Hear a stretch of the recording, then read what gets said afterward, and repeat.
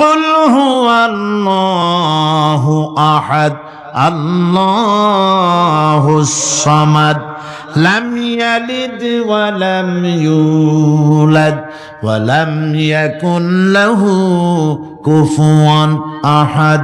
হে নবী, আপনি বলে দেন আল্লাহ এক এবং একক, তিনি নিরঙ্কুশ, তার কোনো সন্তানই কাউকে জন্ম দেন নাই, তাকেও কেউ জন্ম দেয়নি। আকাশ এবং জমিনে তার সমকক্ষ কেউ নাই। তিনি কারো মুখাপেক্ষী নন, তিনি কাউকে জন্ম দেন নাই, তাকেও কেউ জন্ম দেয়নি। আকাশ আর জমিনে তার সমকক্ষ কেউ নাই।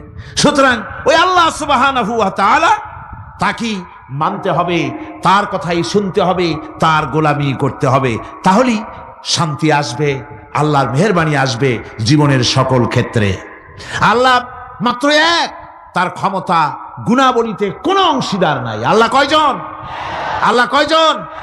এক আল্লাহ, অদ্বিতীয়, তার কোনো শরীক নাই, তার কোনো অংশীদার নাই। কোরআনে কারীম আল্লাহ রাব্বুল আলামিন বলছেন, وَجَعَلُوا لِلَّهِ شُرَكَاءَ الْجِنَّ وَخَلَقَهُمْ وَخَرَقُوا لَهُ بَنِينَ وَبَنَاتٍ بِغَيْرِ عِلْمٍ। একই কথা জানা সত্ত্বেও আল্লাহর সাথে শরীক বানায়ো না, আল্লাহর সাথে কাউকে অংশীদার বানায়ো না। তার কোনো ছেলে নাই, মেয়ে নাই, অথচ তিনি সবাইকে সৃষ্টি করেছেন। সুবহানাহু ওয়া তাআলা আম্মা ইয়াসিফুন। পবিত্রতা সেই আল্লাহ পাকের, এবং তিনি তার সম্পর্কে যে চিন্তা করে লোকেরা যা কিছু বলে, এর থেকে আল্লাহ পাক ঊর্ধ্বে। আল্লাহর সন্তান স্থাপন করে তারা বলে যে আল্লাহর ছেলে আছে। নাউযুবিল্লাহ। কোরআন শরীফে আল্লাহ পাক বলেছেন খ্রিস্টানের আল্লাহর ছেলে বানাইছে। ওয়াকালাতিন নাসারাল মাসীহ ইবনুল্লাহ। খ্রিস্টানেরা বলেছে মসিহ হচ্ছে আল্লাহর পুত্র। নাউযুবিল্লাহ। আবার ইহুদিরা তারা বসে থাকলো না, ইহুদিরা বলল ওয়াকালাতিল ইয়াহুদু উযায়রুন ইবনুল্লাহ। ইহুদিরা বলল উযায়র হচ্ছে আল্লাহর পুত্র। নাউযুবিল্লাহ। আবার আরেক শ্রেণীর লোক হলো, তারা বলল পৃথিবীতে যত মেয়ে আছে সমস্ত মেয়েগুলি হলো ফেরেশতাগুলি, সব মেয়ে, আর মেয়েগুলি সব আল্লাহর। নাউযুবিল্লাহি মিন যালিক। আল্লাহ রাব্বুল আলামিন প্রতিবাদ করলেন, আলাকুমুয যাকারু ওয়া লাহুল উনসা তিলকা ইযান কিসমাতুন দিযা। কি হে, তোমরা সমস্ত পুত্র সন্তানগুলি নিজের জন্য নিয়ে নিলে, আর কন্যা সন্তানগুলি দিলে আমাকে, কেমন তোর ভাগ করলে এটা? আল্লাহ পাকের কোনো সন্তান নাই, আল্লাহ রাব্বুল আলামিনের কোনো সন্তান নাই, স্ত্রী নাই, পুত্র নাই, কেউ নাই। আল্লাহ পাক বলেন বাদিউস সামাওয়াতি ওয়াল আরদ। আসমান এবং জমিনের উদ্ভাবক হচ্ছেন তিনি। আন্না ইয়াকুনু লাহু ওয়ালাদুন ওয়া লাম তাকুন লাহু সাহিবা। তিনি তো, তার সন্তান হবে কি করে? তার তো জীবন সঙ্গিনী নাই, তার তো স্ত্রী নাই। আল্লাহ বলছেন আমার তো স্ত্রী নাই, অথচ তোমরা আমার সন্তান বানাচ্ছ। অথচ আমি সব কিছুকেই সৃষ্টি করেছি। সবকিছুর স্রষ্টা কে? যালিকুমুল্লাহু রাব্বুকুম লা ইলাহা ইল্লা হুয়া খালিকু কুল্লি শাইইন ফা'বুদুহু ওয়া হুয়া আলা কুল্লি শাইইন কাদির। যালিকুমুল্লাহু রাব্বুকুম, তিনি এই হচ্ছে তোমাদের আল্লাহ, তিনি তোমাদের রব, তিনি ছাড়া কেউ নাই। সব কিছুর স্রষ্টা তিনি, তারই ইবাদত করো। সব জিনিসের উপরে একমাত্র তিনি ক্ষমতা রাখেন, তার চাইতে ক্ষমতাশীল, ক্ষমতাধারী, শক্তিশালী পৃথিবীতে আর কেউ হতে পারে না। আমার বন্ধুগণ, আল্লাহ রাব্বুল আলামিনের শক্তি, তার ক্ষমতার কথা আল্লাহ পাক আরেকটি আয়াতের মধ্যে বলেছেন, যে আয়াতটা নামাজের পরে আমরা পড়ি। কি আয়াত কোন তো? বলতে পারবেন? প্রত্যেক নামাজের পরে পড়ি আয়াতুল কুরসি। আয়াতুল কুরসি এমন একটা আয়াত, এই আয়াতটি সম্পর্কে রাসূল করিম সাল্লাল্লাহু আলাইহি ওয়াসাল্লাম বলেছেন, ফরজ নামাজের পরে, প্রত্যেক ফরজ নামাজের পরে যে ব্যক্তি আয়াতুল কুরসি পড়বে, আল্লাহ রাব্বুল আলামিন কিয়ামতের দিন আল্লাহর তার প্রতি দায়িত্ব হবে একটাই, যে আল্লাহ পাক ওই ব্যক্তিকে জান্নাত দিয়ে দিবেন। সুবহানাল্লাহ। কেন?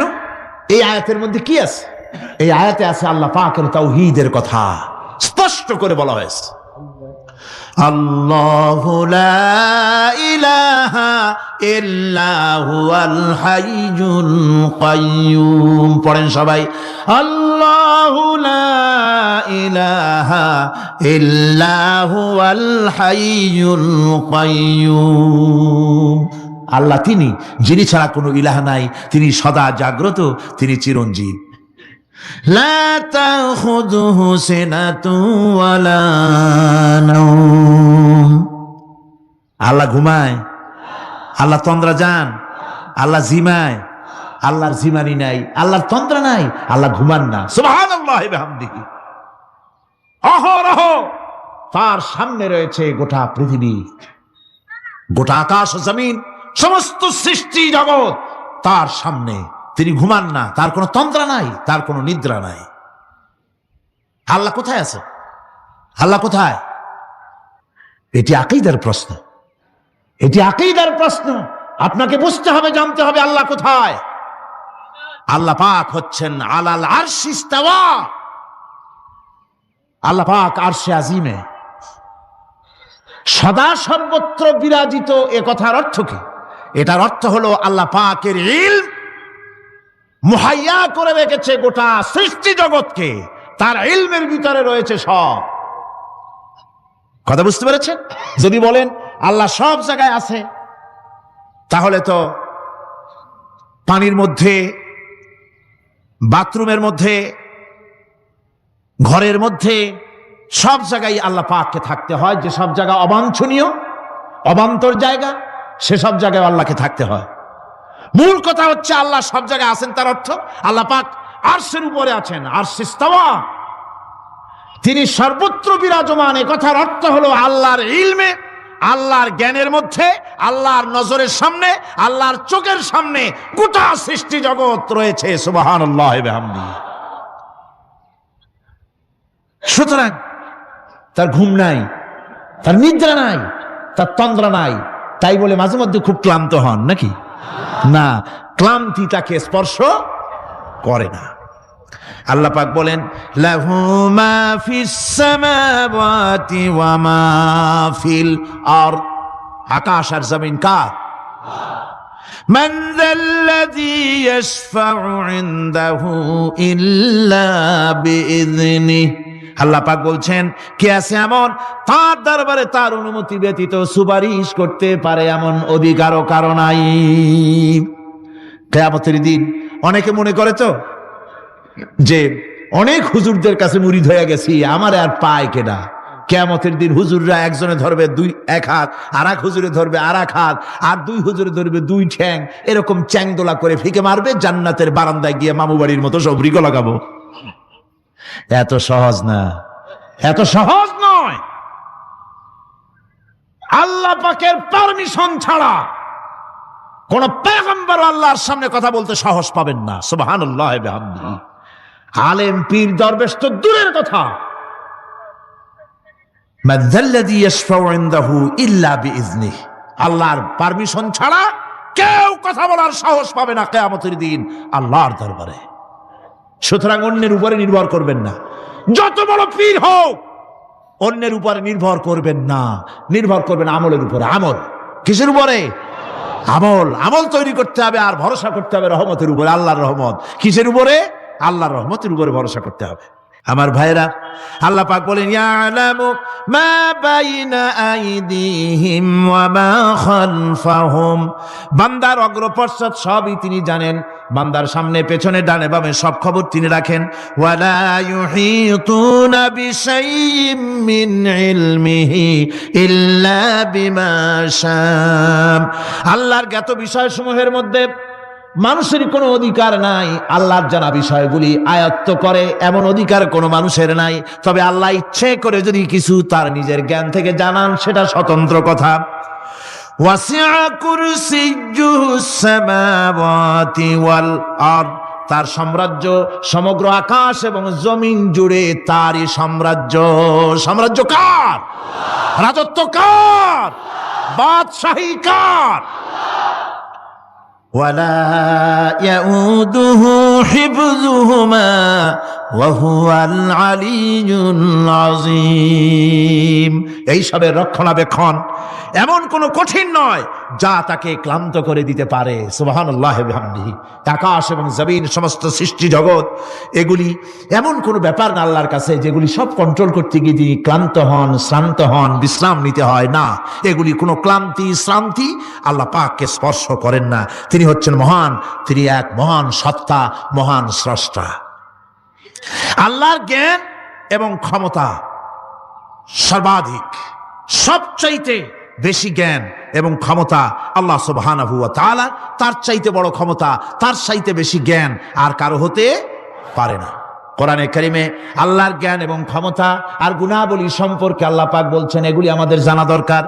আল্লাহকে শুধু আল্লাহ হিসাবে মানলে হবে না, তার গুণ জানতে হবে, তার ক্ষমতা জানতে হবে। আল্লাহর গুণ, আল্লাহকে বিশ্বাস করতে হবে তার গুণ সহকারে। আল্লাহর বিশ্বাস করবেন কি সহ? গুণ সহ। সাপকে ভয় করতে হবে তার বিষের জন্য, তার বিষ আছে, বিষ সহকারে ওকে ভয় করতে হবে। সাপকে বিষ সহকারে ভয় করতে হবে। বাঘকে আপনাকে আক্রমণ করতে পারে সেই ভয় করে আপনাকে বিশ্বাস করতে হবে। আগুন জ্বালাই দিতে ভয় করে সেই বিশ্বাস করে ভয় করতে হবে।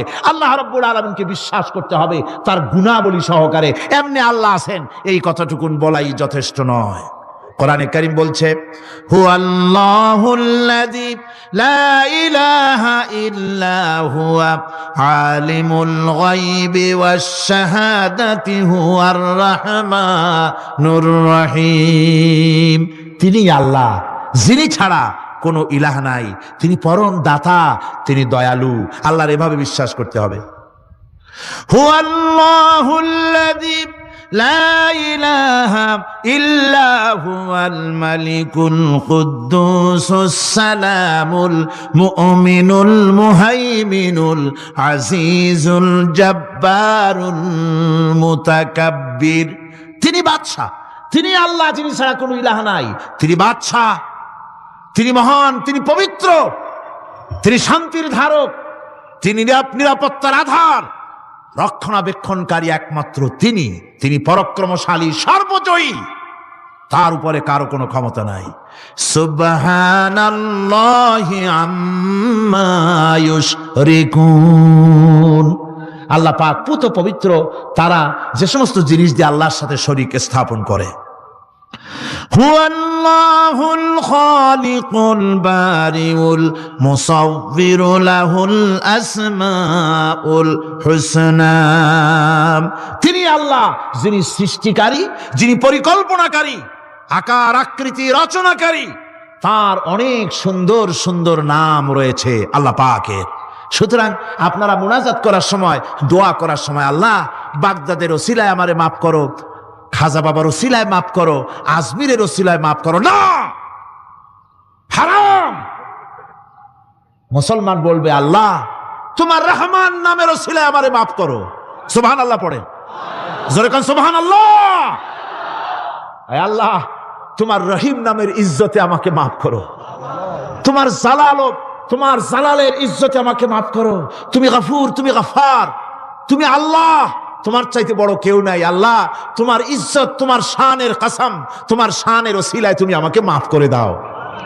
তোমার শান, তোমার বরকত, তোমার রহমান নামের বরকতে আল্লাহ আমি গরিব মানুষ, আমারে পয়সা দাও, আমি ঋণগ্রস্ত, আমাকে ঋণ মুক্ত করে দাও। এইভাবে আল্লাহ পাকের, আল্লাহ বলেছেন আমার আসমাউল হুসনা, আমার সুন্দর সুন্দর নাম আছে, ফাদউ বিহা, আমার নাম সুন্দর সুন্দর নাম দিয়ে আমারে ডাকো।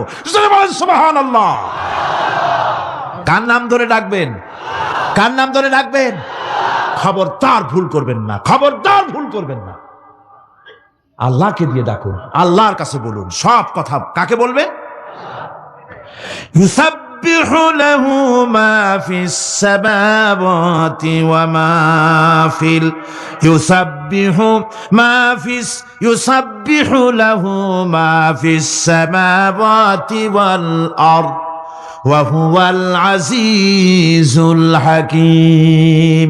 আসমান জমিনে যা কিছু আছে সব আল্লাহর পবিত্রতা ঘোষণা করছে, আল্লাহর তাসবিহ পড়ছে। তুমি শুধু গাফেল, তুমি আল্লাহরে ডাকো না। তোমার মরণ হয় গিয়ে কোথায়, কবর আছে, মাজার আছে, ওই সব জায়গায় গিয়ে মরো আল্লাহরে থুইয়া। আজীব তামাশা, আজীব তামাশা। দুনিয়ার সব আল্লাহর জিকির করছে, আল্লাহ স্মরণ করছে, আল্লাহর তাসবিহ পড়ছে। জোরে কোন সুবহানাল্লাহ। আমার ভাইরা, আমরা কার কথা বলছি? মুহাব্বতের সাথে বলেন, কার কথা? আমার আল্লাহকে কেউ যদি অন্তরের অন্তঃস্থল থেকে একবার যদি ডাকে আল্লাহ, আমার ভাইরা, মনের ডাক আর মুখের ডাক একরকম? दिल से जो बात निकलती है असर रखती है पर नहीं मगर ताकते परवाज रखती है। অন্তর থেকে যে কথা বেরোয় সে কথা প্রভাব বিস্তার থাকে, ডানা নাই কিন্তু ওড়ার ক্ষমতা রাখে। অন্তর থেকে কথা বলার, মুখের কথা বলা আলাদা। কলিজার অন্তরের অন্তঃস্থল থেকে, হৃদয়ের কন্দর থেকে কেউ যদি একটা বার বলে আল্লাহ, কোন বান্দা যদি অন্তরের অন্তঃস্থল থেকে একবার যদি আল্লাহকে ডাকে আল্লাহ, আল্লাহ পাক 70 বার সাড়া দিয়া বলেন, বান্দা কি চাও, আমি হাজির। কি চাও, আমি তোমার কাছে আছি। সুবহানাল্লাহ, সুবহানাল্লাহ। এই আল্লাহ রাব্বুল আলামিন কে মহব্বত করতে হবে। তাওহীদের তাকাজা, তাওহীদের মূল বক্তব্য হচ্ছে ভালোবাসতে হবে আল্লাহকে। কাকে ভালোবাসতে হবে? বউর চাইতে, মায়ের চাইতে, বাপের চাইতে, সন্তানের চাইতে, জীবনের চাইতে কাকে ভালোবাসতে হবে? আল্লাহ সুবহানাহু ওয়া তাআলা, তাকে ভালোবাসতে হবে। আল্লাহ রাব্বুল আলামিন বলেন, ওয়া মিনান নাসি মান ইয়াত্তাখিযু মিন দুনিল্লাহি আনদাদান ইউহিব্বুনাহুম কাহুব্বিল্লাহ। আল্লাহর যারা আল্লাহ ছাড়া অপর শক্তিকে আল্লাহর প্রতিদ্বন্দ্বী মনে করে, তারা আল্লাহকে ছেড়ে অন্যকে বেশি ভালোবাসে। আর ইমানদাররা কি করে? ওয়াল্লাযীনা আমানু আশাদ্দু হুব্বান লিল্লাহ। যারা নাকি ইমানদার তারা জীবনের সব চাইতে আল্লাহ রাব্বুল আলামিনকে বেশি ভালোবাসে। আল্লাহকে বেশি ভালোবাসে যারা নাকি ইমানদার। সুতরাং আল্লাহকে বেশি ভালোবাসতে হবে, মুহাব্বত করতে হবে আল্লাহকে বেশি। আল্লাহ পাককে তাওহীদের মূল বক্তব্য, আল্লাহকে বেশি ভালোবাসো। তাওহীদের মূল বক্তব্য হচ্ছে আল্লাহ পাককেই সেজদা করো। সেজদা কারে করবেন? কারে করবেন? আল্লাহ পাক বলেন, ওয়া মিন আয়াতিহিল লাইলু ওয়ান নাহারু ওয়াশ-শামসু ওয়াল কামার। আল্লাহ পাকের অসংখ্য নিদর্শনাবলীর মধ্যে তার নিদর্শন হতেছে তিনি চাঁদ সৃষ্টি করেছেন, সূর্য সৃষ্টি করেছেন। লা তাসজুদু লিশ-শামসি ওয়ালাল কামার ওয়াসজুদু লিল্লাহিল্লাযী খালাকাহুন্না ইন কুনতুম ইয়্যাহু তা'বুদুন। চন্দ্রকে সিজদা করো না, সূর্যকে সিজদা করো না, যেহেতু চাঁদ আর সূর্যকে আমি আল্লাহ তৈরি করেছি। সিজদা কেবল মাত্র আমি আল্লাহ রাব্বুল আলামিনকে করবে, আর কারো সামনে নয়। সিজদা কেবল মাত্র কার? আমার দেশের লোকেরা বোঝে না, অনেক পীর সাহেবের সামনে গিয়াও কি করে? আবার কদম বুসিও করে। কদম বুসি করতে গিয়া সিজদার মতো হয়ে যায়, মাথা নিচু করে। যে ব্যক্তি কদম বুসি করতে গিয়া মাথা নিচু করলো আর যার করলো সে যদি বাধা না দিল, তাহলে সে কদম বুসি যে করলো আর বাধা যে দিল না, দুইজন কুফরির মধ্যে শামিল হয়ে গেল। সিজদা কাউকে করা যাবে না আল্লাহ ছাড়া। কাকে করতে হবে? একবার রাসূল করিম সাল্লাল্লাহু আলাইহি ওয়াসাল্লাম যাচ্ছিলেন পথ দিয়া, জঙ্গল থেকে একটা উট বেরিয়ে এসে হুজুরের পায়ের উপরে চুমা খাইলো, সিজদার মতোই করলো। সাহাবায়ে কিরাম বলেন, ইয়া রাসূলুল্লাহ, জঙ্গলি উটের কি খুশকিসমত, হুজুরের পায়ের উপরে চুমা খাইলো, মাথা লাগালো। হুজুর যদি অনুমতি দিতেন আপনারে সিজদা দিয়ে আমরা ধন্য হতাম। নবীজি বলেন, খবরদার, এই পৃথিবীর কোন মানুষ কোন মানুষকে সিজদা দিতে পারে না। আমি যদি কোনো মানুষকে মানুষের জন্য সিজদা করা জায়েজ করতাম, তাহলে দুনিয়ার সমস্ত নারীদের বলতাম স্বামীর সামনে সিজদা দিতে। সিজদা হবে কেবলমাত্র কার? আর কারো হতে পারে না। সুতরাং আল্লাহকে সিজদা দিতে হবে। তাওহীদের মূল বক্তব্য আল্লাহকে ভালোবাসো, আল্লাহরে সিজদা দাও। আর নামাজ প্রতিষ্ঠা করো। কি করো? ওয়া নাখতারতুকা ফাসতামি' লিমা ইউহা, আমি তোমাকে নবী হিসাবে বেছে নিয়েছি, সুতরাং কান পেতে কান লাগায়া ওহির কথাগুলা শোনো। কি কথা? ইন্নানি আনাল্লাহ লা ইলাহা ইল্লা আনা, ওহির কথাগুলি কান পেতে শোনো, নিশ্চয়ই আমি আল্লাহ, আমি ছাড়া কোনো ইলাহ নাই। ফা'বুদনি ওয়াকিমিস সালাতা লিযিকরি, অতএব আমার গোলামি করো, আমার দাসত্ব করো, আমার আনুগত্য করো, আর আমার শরণার্থে নামাজ কায়েম করো, নামাজ প্রতিষ্ঠা করো। মুসলমানদের জীবনে সর্বশ্রেষ্ঠ ইবাদত কোনটি? চিল্লায় কোন কোনটি? আহা, এই নামাজ সর্বশ্রেষ্ঠ ইবাদত যে নামাজ, সেই নামাজ আমার দেশের মুসলমানেরা ট্রেনে দেখবেন, ট্রেনে যখন যান দেখবেন নামাজের ওয়াক্ত হলে কয়টা মুসলমানের নামাজ পড়ে। লঞ্চে যান, স্টিমারে যান, দেখবেন কয়জনের নামাজ পড়ে। বাজার ঘাটে যান, দেখবেন কয়জনের নামাজ পড়ে। নামাজ নাই, নামাজ নাই। লা দীনা লিমান লা সালাতা লাহু, যে ব্যক্তি নামাজ পড়ে না তার কাছে ধর্ম নাই, ঈমান নাই, কিচ্ছু নাই। যে ব্যক্তি ইচ্ছে করে মান তারাকা সালাতান মুতাআম্মিদান ফাকাদ কাফারা, যে ব্যক্তি ইচ্ছে করে নামাজ ছেড়ে দিল সে কাফের হয়ে গেল। জোরে বলেন কি হয়ে গেল? সে কুফরি করলো। আল্লাহ নবী বলেছেন, যে ব্যক্তি ইচ্ছে করে নামাজ ছেড়ে দেয়, আল্লাহ রাব্বুল আলামিন আর তার রাসূলের সাথে তার সমস্ত সম্পর্ক ছিন্ন হয়ে যায়, কোনো সম্পর্ক আর থাকে না। এই নামাজ, নামাজ রাসূল কারীম ইন্তেকালের সময় শেষ কথা বলেছেন, স্ত্রীর কথা না, মেয়ের কথা না, আত্মীয়দের কথা না, জীবনের শেষ কথা সালাত, আসসালাতু মা মালাকাত আইমানুকুম, নামাজ, নামাজ। আমার বন্ধুগণ, জীবনের শেষ নামাজটি আল্লাহ নবী মসজিদে নববীতে যেতে পারেন নাই, যেতে পারছেন না, হাঁটতে পারেন না, দুইজন সাহাবীর কাঁধের উপরে ভর করে কষ্ট করে তিনি পৌঁছেছেন। বক্তব্য রাখলেন, ও আমার সাহাবীরা, আল্লাহ রাব্বুল আলামিন এই জমিনে তার এক বান্দাকে জাগতিক সব সম্পদ দিয়েছিলেন। সেই বান্দা জাগতিক সমস্ত সম্পদকে উপেক্ষা করে এক আল্লাহর সঙ্গে দেখা করার জন্য প্রস্তুতি নিয়েছেন। কথার অর্থ কেউ কিছু বুঝতো না। হযরত আবু বকর রাদিয়াল্লাহু তাআলা আনহু কাঁদতে কাঁদতে বেখতার হয়ে যাচ্ছেন, কাঁদতে কাঁদতে পাগলের মতো হয়ে যাচ্ছেন। সাহাবীরা মনে চিন্তা করলেন, আবু বকর বুড়ো মানুষ, এত কাঁদে কেন হুজুর? কার না কার কথা বললেন? জ্ঞান বৃদ্ধ, বয়োবৃদ্ধ হযরত আবু বকর বুঝতে পেরেছেন তামাম পৃথিবীর জাগতিক সম্পদ আল্লাহ দিতে চেয়েছেন তার হাবিবকে।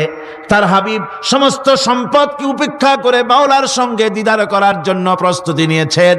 তার মানে হলো অনতি বিলম্বে আমরা সাহাবীরা রাসূলের থেকে জনমের মতো এতিম হয়ে যাব। হুজুর বললেন, আজ থেকে মসজিদে নববীর সমস্ত দরজাগুলি বন্ধ হয়ে যাবে, শুধু আবু বকরের দরজাটা খোলা থাকবে। হযরত আবু বকরের কে দায়িত্ব দিয়ে রাসূল পাক হুজরা শরীফে চলে গেলেন। পরবর্তী নামাজের রক্তে এশা রক্ত হয়ে গিয়েছে। সাহাবীরা অনেকক্ষণ অপেক্ষা করে হযরতে আবু বকর রাদিয়াল্লাহু তাআলা আনহুকে ইমামতির জায়গায় দিয়ে দিলেন। তিনি নামাজ শুরু করলেন, পিছনে সাহাবারা কান্দা শুরু করে দিলেন। তাদের মনের ধারণা হলো আল্লাহর নবীর পিছনে নামাজ পড়া জীবনে আমাদের আর কিসমতে হবে না। সাহাবীরা কাঁদতেছেন, আল্লাহ নবী জ্বরে একবার বেহুশ হয়ে পড়ে না, একবার হুশে আসেন। নবীজি হুশে এসে হযরত আয়েশাকে জিজ্ঞেস করেন, আয়েশা রে, এখন কোন সময়? হযরত আয়েশা বলেন, হুজুর নামাজের রক্ত হয়ে গেছে, সাহাবায়ে কিরাম আপনার অপেক্ষা করে জামাত শুরু করে দিয়েছেন। হুজুর বলেন, দরজাটা খুলে দাও, আমি একটু দৃশ্যটা দেখি। দরজা খুলে দেওয়া হলো। হযরত আয়েশার কাঁধের উপরে ভর করে হুজুর মাথা উঁচু করে মসজিদে নববী নামাজের দৃশ্য দেখে কিছুক্ষণ তাকায় থেকে শুয়ে পড়লেন। হুজুরের দুই চোখ দিয়ে পানি বেয়ে পড়তে লাগলো। হযরত আয়েশা বলেন, হুজুর নামাজের দৃশ্য দেখে কাঁদেন কেন? আল্লাহর নবী বলেন, আয়েশা রে, এটা কোনো দুঃখের পানি নয়, আমার চোখে পানি এসেছে বড় তৃপ্তির পানি। আজকে নামাজের যে জামাতের দৃশ্য দেখলাম, এই জামাতকে কায়েম করার জন্য তায়েফের ময়দানে আমার রক্ত দিয়ে তায়েফের ময়দান রঞ্জিত হয়েছে, ওহদের ময়দানে আমার দান্দান মোরাও শহীদ হয়েছে, সাহাবায়ে কেরাম জীবন দিয়েছেন। এই কষ্টের বিনিময়ে আজ জামাত কায়েম হয়ে গিয়েছে। এই দৃশ্য দেখে আমার মনে পড়ল, কিয়ামত পর্যন্ত আমার যত উম্মত পৃথিবীতে আসবে এইভাবে করে তারা জামাত বন্দী হয়ে নামাজ আদায় করবে। আমার ভাইরা, নামাজ হচ্ছে মুসলমানদের জীবনের শ্রেষ্ঠ ইবাদত। সেই নামাজ মুসলমানদের কাছে নাই। নামাজকে ফালতু কাজ বলে মনে করে। আমার বন্ধুগণ, নামাজ পড়বেন, নামাজ পড়বেন, নামাজ ছেড়ে দিবেন না। বলেন তো শয়তান আল্লাহর কয়টা হুকুম ভেঙেছিল? ইবলিস কয়টা হুকুম ভেঙেছে? একটা হুকুম ভাঙ্গা ইবলিস হইছে কি? শয়তান। জোরে কোন কি হইছে? শয়তান হয়ে গেল। একটা মানুষ যদি 24 ঘন্টার ভিতরে 5 ওয়াক্ত নামাজ ছেড়ে দেয়, 5 ওয়াক্ত নামাজের ভিতরে 17টা হুকুম আছে। আল্লাহর কয়টা হুকুম? একটা হুকুম ভাঙার কারণে ইবলিস হয়ে গেল শয়তান। আর 24 ঘন্টার ভিতরে 17টা হুকুম আল্লাহর যারা বরবাদ করে তারা তো শয়তানের বাবা হয়ে যায়। শয়তান দূর থেকে সেলুট মারে যে বাবা তুমি শুধু বাপ না, আমার ওস্তাদও। একটা হুকুম ভঙ্গ করে আমার এই দশা হইছে, আর তুমি 24 ঘন্টা আল্লাহর 17টা করে হুকুম ভাঙ্গো। তুমি তো শয়তান না, শয়তানের চাইতে বেকায়দা। জোরে কর নাউযুবিল্লাহ। নামাজের মধ্যে সেজদা দিবেন, মজা পাবেন। নামাজ মেশিনের মতো পড়বেন না, নামাজ পড়বেন মুহাব্বতের সাথে। আল্লাহর সামনে দাঁড়িয়েছেন, কার সামনে? মেশিনের মতো পড়বেন না, দায় সারা গোছের পড়বেন। আল্লাহর নবী বলেন নামাজের ভিতরে যখন সেজদায় যাবে, সেজদা যখন দিবে তখন মনে করবে তুমি যেন তোমার কপালকে আল্লাহ রব্বুল আলামিনের কদম মোবারকের উপরে ছেড়ে দিয়েছো। নামাজ ছেড়ে দিবেন না। 5 ওয়াক্ত নামাজ আমার যুবক ভাইয়েরা, সর্বশ্রেণীর মুসলমান ভাইয়েরা 5 ওয়াক্ত নামাজ বা জামাত আদায় করবেন। রাজি আছেন? রাজি আছেন? কারা কারা রাজি দেখতে চাই? আলহামদুলিল্লাহ, হাত নামান। জোরে কোন আলহামদুলিল্লাহ, হাত নামান। এতদিন যে নামাজ পড়েন নাই, আল্লাহ যেন মাফ করে দেন। জোরে কোন আমিন। উমরি কাজা শুরু করে দিবেন। 5 ওয়াক্ত নামাজ সঠিকভাবে আদায় করবেন। তাওহীদের তাকাজা হচ্ছে নামাজকেও প্রতিষ্ঠা করতে হবে। তারপরে আল্লাহর আনুগত্যশীল হতে হবে। এগুলি হচ্ছে তাওহীদের তাকাজা, তাওহীদের কথা। আল্লাহ পাকের প্রতি এই মহব্বত নিয়ে আল্লাহ নামাজ, আল্লাহ রোজা ইত্যাদি সঠিকভাবে জীবনের সকল ক্ষেত্রে করতে হবে। আর সাহায্য চাইতে হবে কেবলমাত্র আল্লাহর কাছে। সাহায্যটা কার কাছে চাইবেন কোন তো? একটু মহব্বতের সাথে কোন। যদি কিছু দরকার হয় কার কাছে চাইবেন? আল্লাহ পাক বলছেন নামাজে প্রত্যেক নামাজের ভিতরে আমরা বলি ইয়্যাকা না'বুদু ওয়া ইয়্যাকা নাস্তাঈন। পড়েন সবাই, ইয়্যাকা না'বুদু ওয়া ইয়্যাকা নাস্তাঈন। আল্লাহ আমরা একমাত্র তোমার গোলাম। একমাত্র কার গোলাম? তোমার গোলাম। সাহায্য কার কাছে চাই? তুমি আল্লাহ, তোমার কাছেই সাহায্য চাই। প্রত্যেক নামাজের প্রত্যেক রাকাতে সূরা ফাতিহা কথা আমরা বলি।